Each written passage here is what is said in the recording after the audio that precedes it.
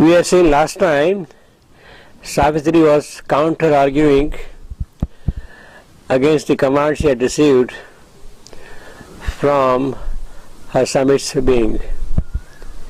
She wanted to forget man and life and time and its hours, forget the call of eternity, forget God Himself. She wanted to walk away along with Satyavan to the other world and forget everything of His creation.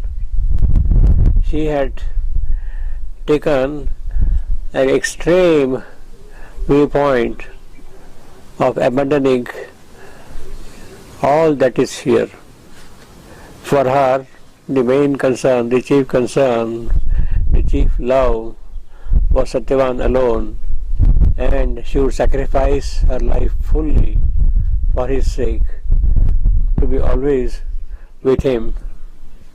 Forget man and life and time and its hours. Forget eternity's call. Forget God. She has at the moment no complete idea about the call of eternity, about God Himself, what intention He has for her. As human Savitri, she is taking an extreme viewpoint, a kind of vishad, regret, sorrow, lack of total interest in this creation. But that is of course not acceptable to the voice, which was coming from her own Samit's height, being. It cannot be acceptable to the voice, the Supreme's voice, through the divine power governing the spirit of Savitri. So the voice replies, the voice replied, "Is this enough, O Spirit?" That she wanted to give up everything and walk away along with Satyavan, forgetting all those things. What for I should strive? Why should I strive and suffering and time and all that? Why should I bother about this human race? She was arguing with that. But the voice is stern and almost in a tone of reprimand tells Savitri, asks Savitri, demands Savitri an answer. Is this enough, O Spirit? Human Savitri is not in a position to understand that, but her spirit should be able to tell directly what is in it. The voice replied, "Is this enough, O Spirit? And what shall thy soul say when it wakes and knows the work was left undone for which it came? Or it is all for thy being, born on earth, charged with a mandate from eternity, a listener to the voices of the ears, a follower of the footprints of the gods, to pass and live unchanged the old dusty laws.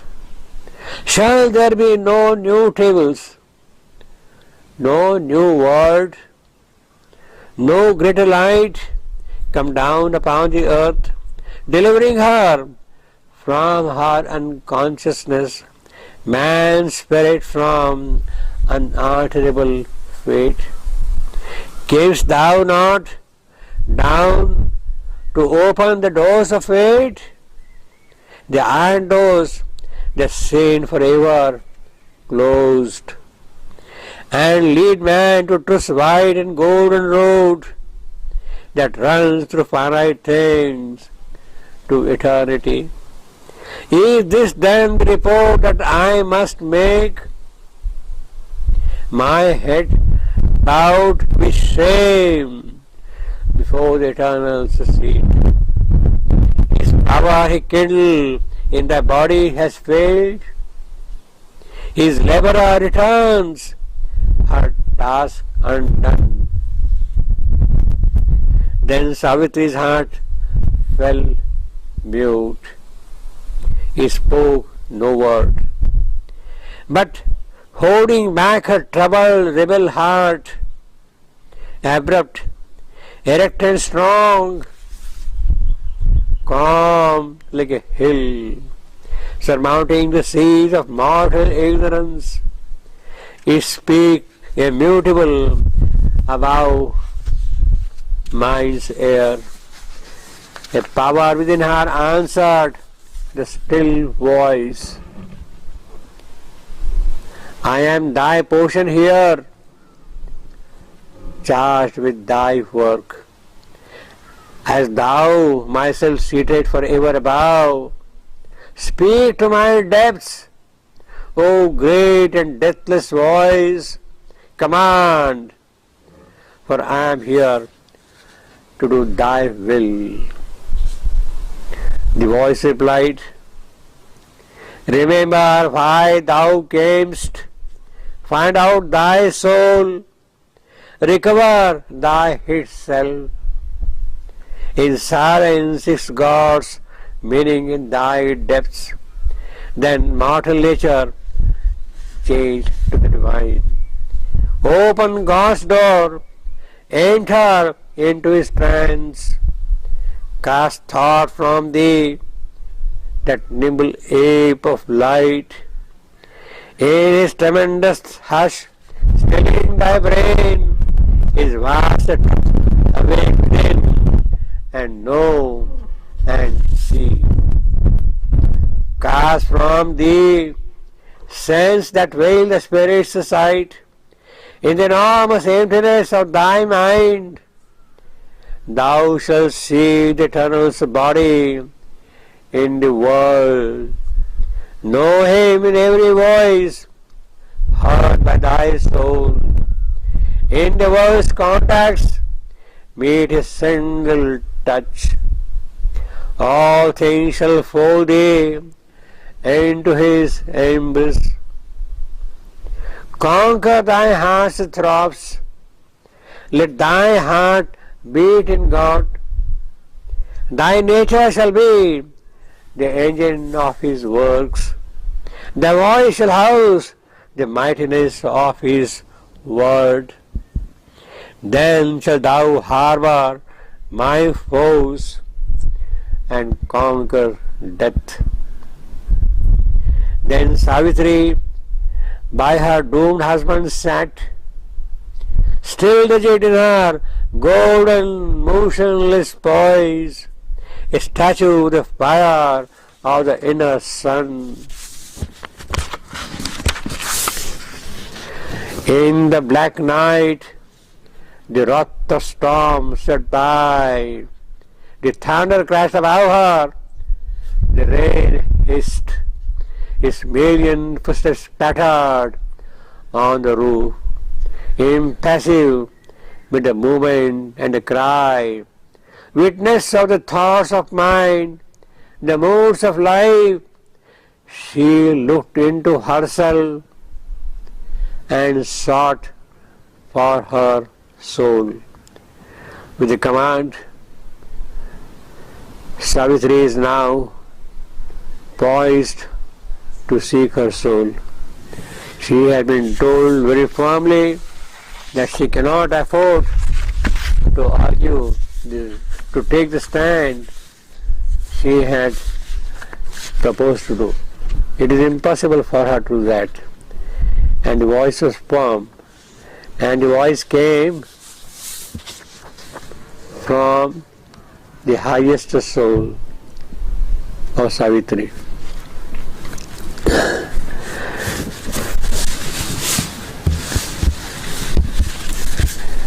The voice is making specific points. Firstly, in answer to the arguments Savitri herself had put, Why struggle with this ignorant world? Why for this man anything be done when he is stupid, foolish, mute, dumb? What for? Let me go back and live in my heaven with my lover and husband. That is how she was arguing. But the voice says, is this enough? How can you say like that? In fact, it is amounting to say that you had no business to talk that way. You cannot talk like that at all. You have come here with a certain purpose, with a mission which you had to fulfill. And you can't say things like that. What for? The voice replied, is this enough, O spirit? It also tells Savitri that her soul has come here to do some divine work. It has not come here for nothing.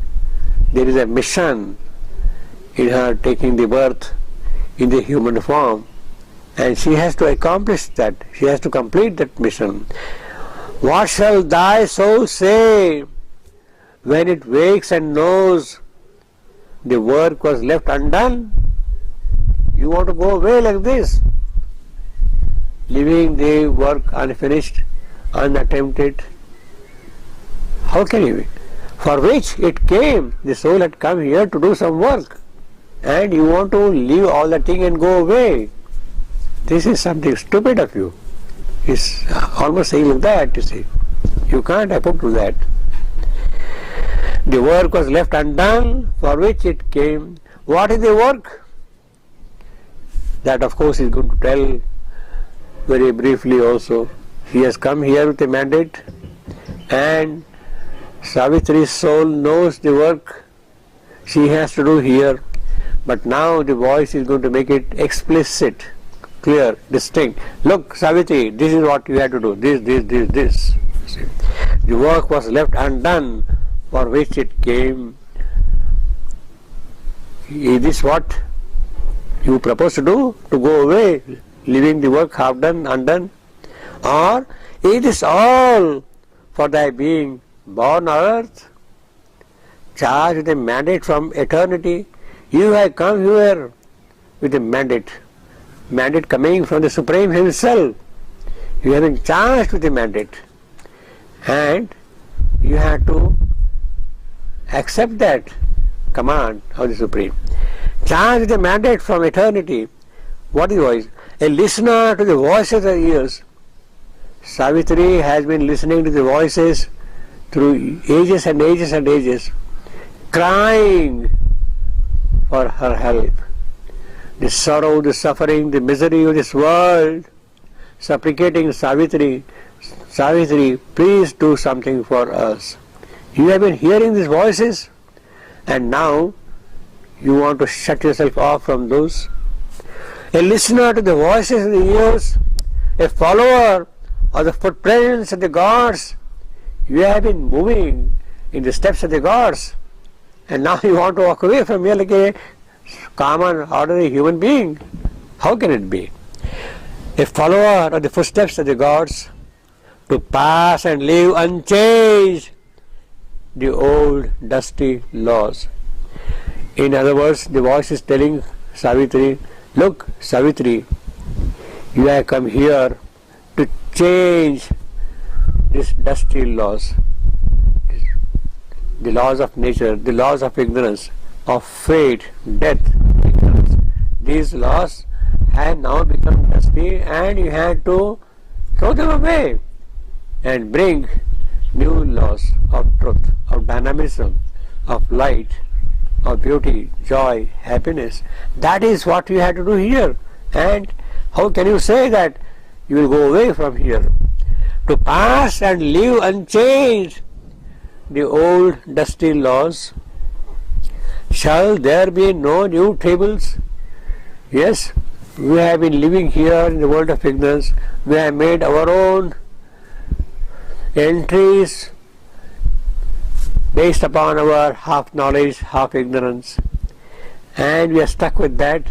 But is that going to be the permanent feature of this creation? Shall there be no new tables? No new word? The Supreme Word coming here and speaking. The old word has created something for a certain purpose in a certain situation. It has created certain laws. But now those laws have become dusty. They have become old. The law of fate, the law of death, the law of ignorance, they cannot remain permanently in that form forever. And you have to change those things. The follower, the footprints of the gods, and pass and leave unchanged the old dusty laws. Shall there be no new tables, no new word, no greater light come down upon the earth? That is the mission of your life, to bring down the new light upon the earth. You have to bring new light. The old light has become dim, dark, dull, outdated. It cannot serve the purpose of this creation. It had a meaning up to a certain point, in a certain manner, in a certain situation. But that cannot be the permanent feature of this creation. Shall there be no new tables, no new word, no greater light come down upon the earth, delivering her from her unconsciousness? Earth, Prithvi, Bhumi has been lying here through the ages under the sway of ignorance and fate and death, in the condition, in the state of tamasa, of inertia, of mrityu. There are no new possibilities for her from asat to sat, from darkness to light, from mrityu to amruta, immortality. These things had to open out. Asato ma sadgamaya, tamaso ma jyotir gamaya, mrityor ma mrutam gamaya. That is what the earth is expecting, is praying for, and you have a mission to listen to that voice, that call, that invocation of the earth, and do your work. Man's spirit from unutterable fate came down not down to open the doors of fate. They have been locked. Soul cannot make any further progress at all because fate is blocking that. The iron doors that stay forever closed and lead man to truth's wide and golden road that run through finite things to eternity.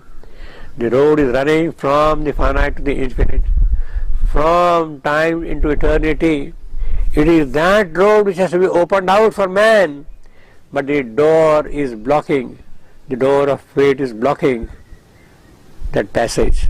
You have to open out the door and let the passage be cleared for this progress, and lead man to truth's wide and golden road that runs through finite things to eternity. Is this then the report I must make? If you are not going to do these things, what do I go and report to my boss, who has told me, go and ask Savitri to be ready for your work? But if you are going to refuse it, what do I go and report? I will put my head down in shame. I will not be able to stand and face him and look into his eyes. Is this then the report that I must make? My head bowed down with shame before the eternal seat. His power he kindled in thy body's faith. His power he kindled in thy body. This is what Savitri's birth means. Her physical body is also charged with the power of the Supreme. It has already in its possession that power of the Supreme, even in the physical. And you are saying that you will not do this thing. Has that power which is sitting now in your body failed. Is this the report I am going to make to the Supreme? His power rekindled in thy body has failed. His laborer returns, her task undone. Savitri wanted to go away with Satyavan, walk away from this world, cross the tenebrous river and be with him in the other world. She wanted to go essentially as Sati, accompanying him as Sati. The voice says, sorry Savitri, it is not for you. You cannot do that. You are here with a mission, with a definite work to do, and you have to do that kind of a thing here. So the voice is very firm, very insistent, very demanding also, and practically Savitri has no option but to accept what she is being told to do.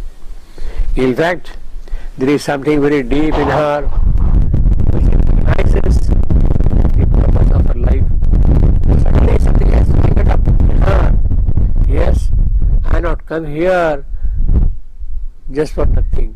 I have work to do. Through the ages, through years and years and years, I have been coming here for work, for some work to do. How can I go away? Savitri at once realizes that the human part of Savitri, which was not opening to the divine power, has now realized that no, it cannot be so.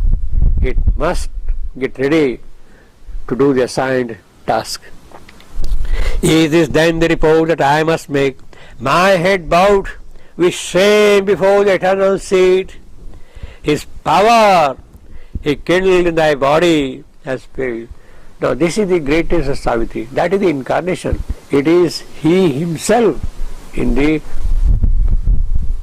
form of Shakti, power, who has established in her physical body here. So Savitri is not an ordinary human being. Already in her physical body is the presence of that presence. His laborer return. She has to do hard work. She is a toiler. She cannot escape the work which is associated with the mission she has to do here. His laborer returns, her task undone. Then Savitri's heart fell mute. He spoke no word. Suddenly Savitri has fallen silent. The voice has such effect on her entire being that it became absolutely calm, still, and what was present was only the force of that voice working in her. Then Savitri's heart fell mute.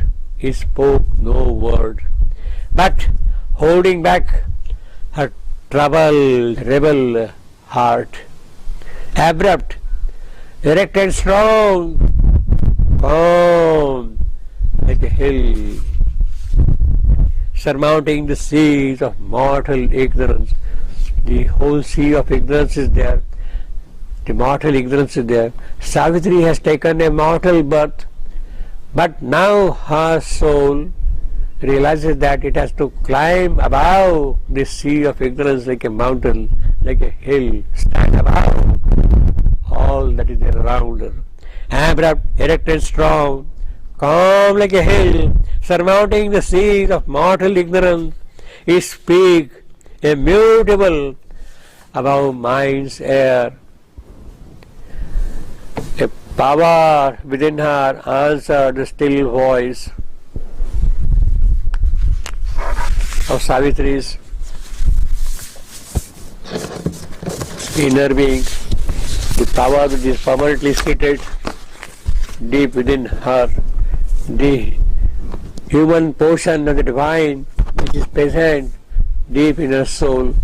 It is that power now which is answering to the voice.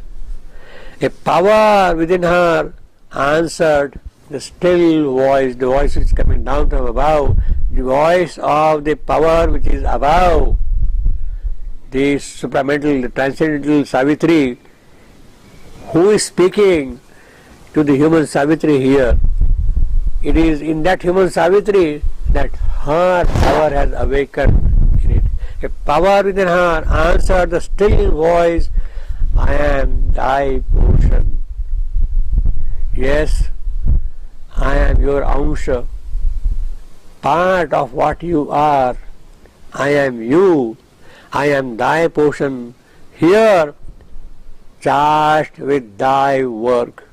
Yes, I must do the work which you have proposed for me to do. I can't ignore it. I can't keep it aside. I can't dismiss it. I am thy portion here, charged with thy work, as thou myself seated forever above. You are seated above, always above me. As thou myself, I am myself seated above here. As this is what you are. As thou myself seated forever above, speak to my depths, O great and deathless voice, command, for I am here to do thy will. That is the purpose of my birth.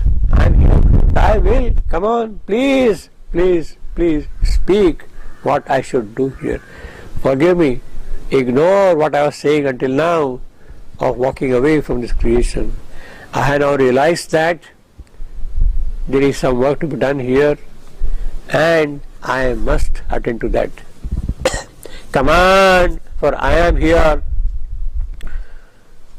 to do thy will. The voice replied. The voice finds Savitri now ready to receive the initiation. Savitri is receiving Diksha to start yoga. How the yoga has to begin, that is now being told to Savitri.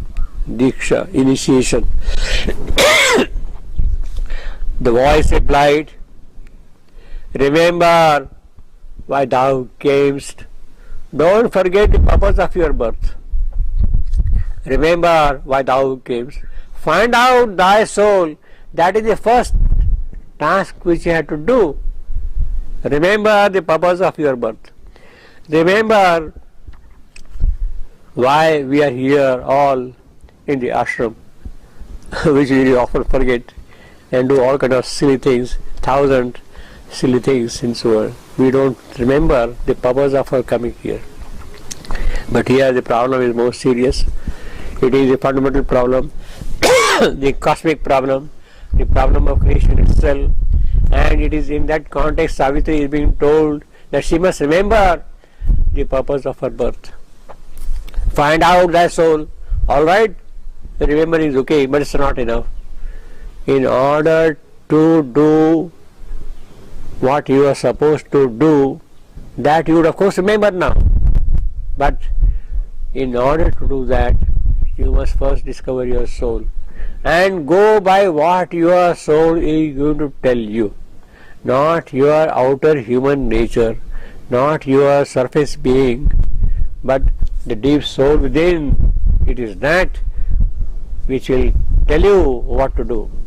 In other words, the human portion of the divine Shakti seated in the soul of Savitri has to get into operation and carry out the mission task.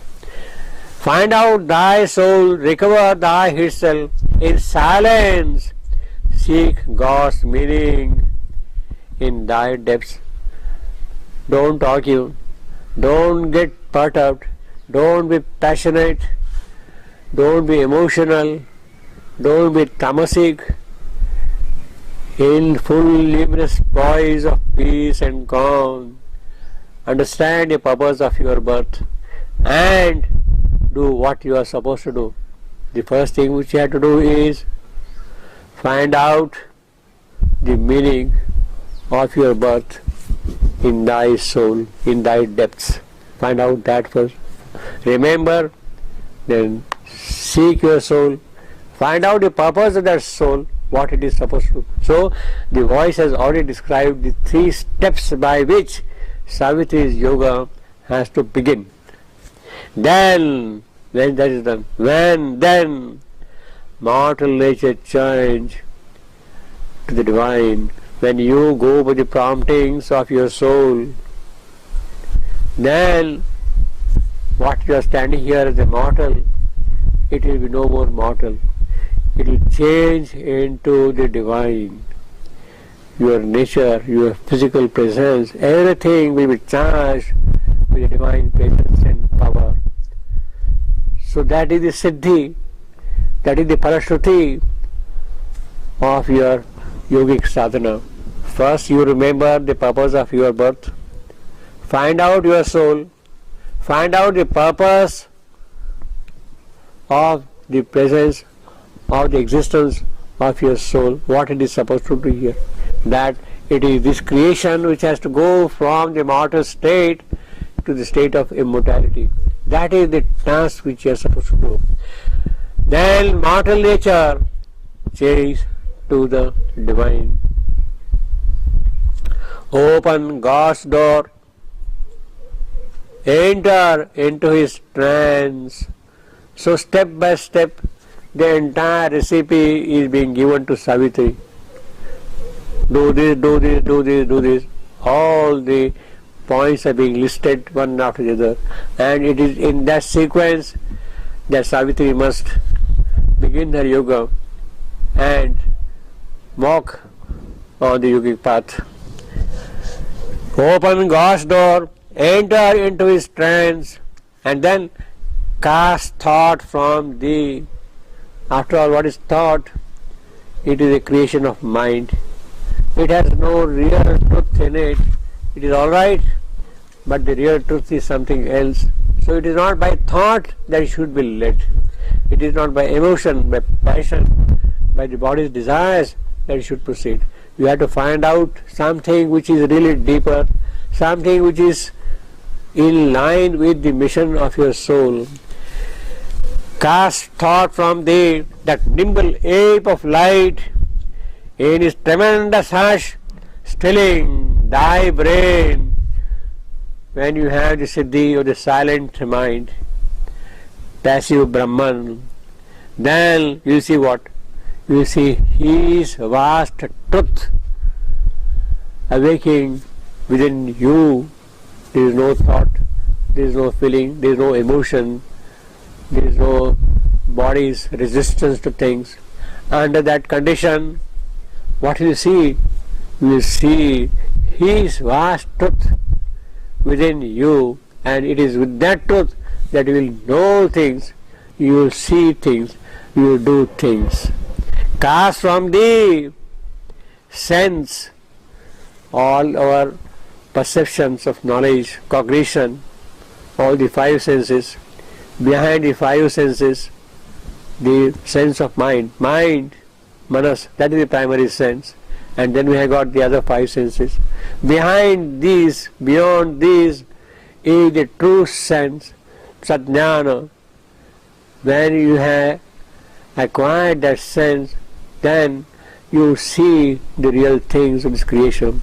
Cast from the sense that veils thy spirit's sight. Sadjnana will not veil the sight of the spirit from you. It will tell you what the spirit is, what the spirit's sight is. In the enormous emptiness of thy mind, thou shalt see the eternal's body in the world. This is not a jadatva of ignorance kind that God had intended it to be. Behind this world, behind the jadatva, this inertia, brute matter, is the presence of the divine himself. Therefore the voice tells Savitri, thou shalt see the eternal's body physically present here in this verse, in this creation. Eternal's body in the world. Know him in every voice, in the world's contacts, be it his single touch. All things shall fold thee into his embrace. So you will have the universality of realization. It is not for you, for Satyavan, or for some specific purpose that you were born here. It is for this world, for this creation. And what do you see here? Yes, this whole world is the body of the eternal himself, of Brahma himself. It is Brahma who is residing here physically, and that is what you will realize and you will see. All things shall fold thee into his embrace. Conquer thy heart's throbs. The physical throbs which are there, you have to master over them. In other words, even if the physical heart fails, you shall not die. You will not die. The power of conquering the heartbeats would mean your conquest of death. You would be master of your life. Conquer thy heart's throb. Let thy heart beat in God. That is the immortality you will get. Thy nature shall be the engine of his works. Thy voice shall house thy voice shall house the mightiness of his word. What you will be seeing? Vacha. It is the divine Vakya which will be spoken through you. Then shalt thou harbor, when this is done, all these steps, when you have accomplished, when this is done, thou shalt harbor my force and conquer death. So that is the condition. If you want to conquer death, this is the recipe for that. Follow it and you will be victorious. Then Savitri by her doomed husband sat, still rigid in a golden motionless pose, a statue of the fire of the inner sun. Savitri has become now the fire of the inner sun, still like a golden statue, unperturbed, ready now to follow the instructions given to her by the mighty voice. In the black night, the wrath of storm swept by. The thunder crashed above her. She is sitting in the hermitage by the side of her husband, and outside the thunder crashed above her. The rain hissed, its million footsteps pattered on the roof. Impassive mid the movement and the cry, witness to the thoughts of mind, the moods of life, witness to the thoughts of mind, witness to the moods of life. She looked into herself and sought her soul. She was asked to find out her soul. She has become a golden statue of peace, like a burning fire of the sun in her soul. And with that now she is ready on the yogic path. The first task in front of her is to find her soul, and then what has to be done, that she will be told as she progresses on the yogic journey.